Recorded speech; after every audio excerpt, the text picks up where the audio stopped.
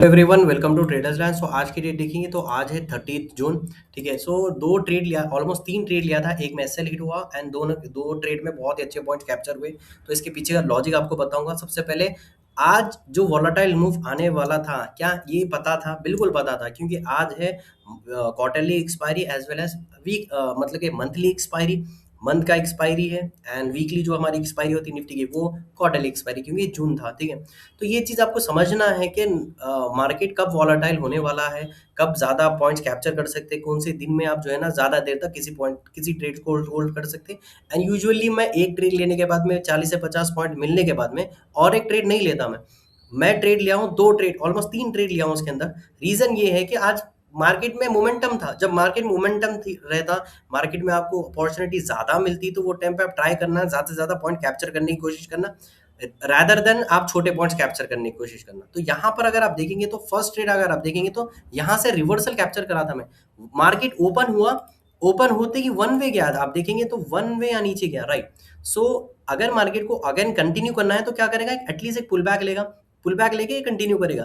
तो आप क्या करोगे, वेव वन, अगर आप वेव वन में आप पार्टिसिपेट नहीं करे तो वेव टू में आप एंट्री लोगे, राइट। ये वहाँ तो वेव टू में एंट्री लिया था मैं, क्योंकि आज एक्सपायरी है।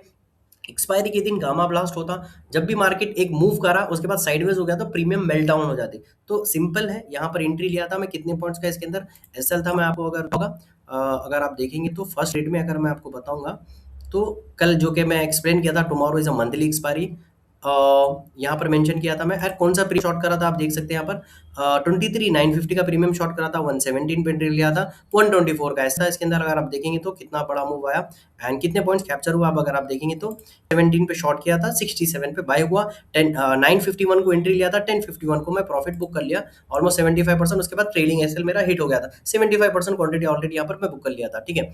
तो ये होता ट्रेड वन हो गया। ट्रेड टू अगर आप देखेंगे तो यहाँ पर एक होपफुली यहाँ पर एक कहीं पर एक मेरा ये वाली ट्रेड में पुट शॉट करा था मैं स्टूडेंट्स के साथ। मार्केट आया मेरे फेवर में, गया, यहाँ पर भी 35 पॉइंट मिल रहे थे, बट मार्केट पलट गया तो यहाँ पर कॉस्ट टू कॉस्ट यहाँ पर एग्जिट हो गया। जैसे कि आप यहाँ पर देख सकते हैं, ये वाली कैंडल में कॉस्ट टू कॉस्ट, ये वाली तो छोटा सा एसएल हिट हुआ था।